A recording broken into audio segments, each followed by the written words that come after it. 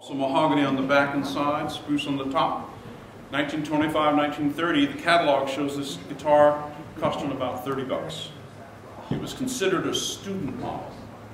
Times were good in the late 20s and they were selling guitars like bejeebers, you know. Now this guitar has a label inside that says Mauer, which was one of the brands that the Larson brothers made. But there's also another piece of wood in there that says S. Ernest Philpott.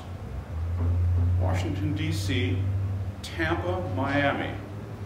Philpott was a music dealer, and he put his own label inside the guitar. So we know that this guitar was made in Chicago and sold in Tampa.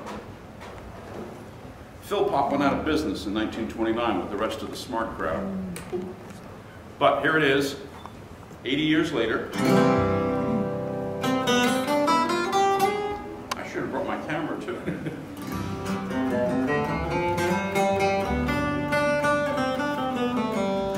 Larson brothers emigrated from Sweden in 1893, set up shop in Chicago from 1900 to 1940. They made about 1,500 guitars during that period.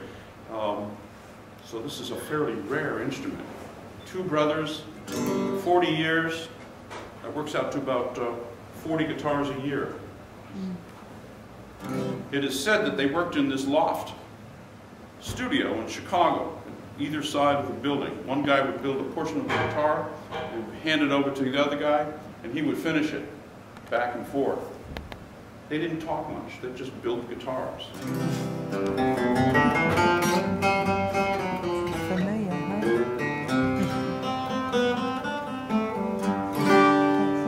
We've got a song from 1929 on a guitar from around the same period.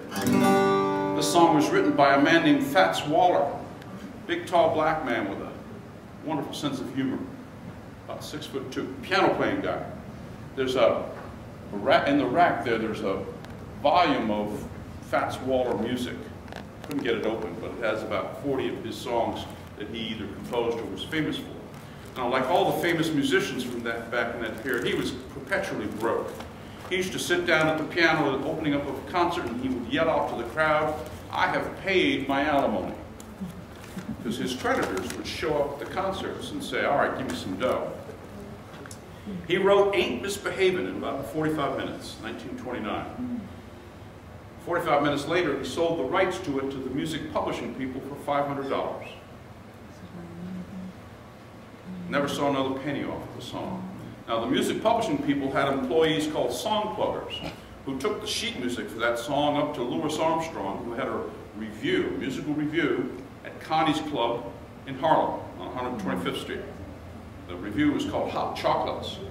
Boys, girls, musicians, dancers, shaking musical instruments and shaking bodies, you know. Entertainment, 1929. Louis put the song in his program and everybody loved it. So the highfalutin crowd said, "Come on downtown." So before the end of 1929, Hot Chocolates was brought to the West 40s Broadway. The rest, as they say, was history.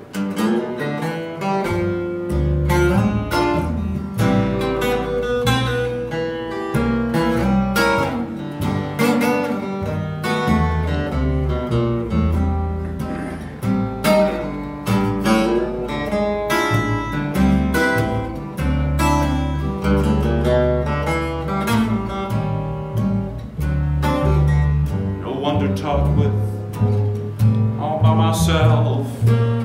No one to walk with, but I'm happy on the shelf. Ain't misbehaving, I'm saving my love for you.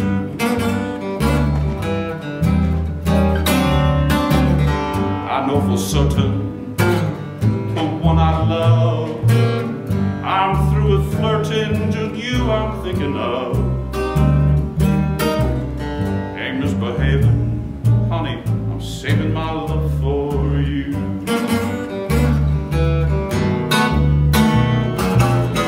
Like Jack Horner in the corner, don't go nowhere, what do I care? Your kisses are worth waiting for. I don't stay out late, leave gin alone. I'm about aged me and my gramophone.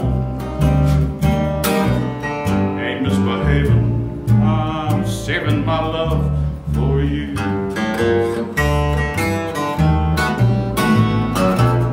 Like Jack Horner in the corner, don't go nowhere. What do I care? Your kisses are worth waiting for.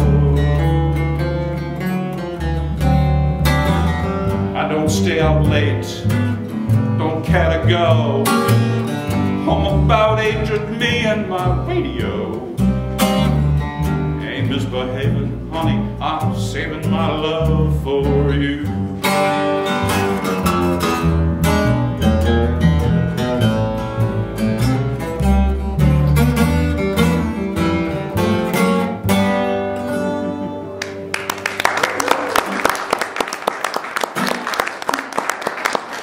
Ain't misbehaving. 1929.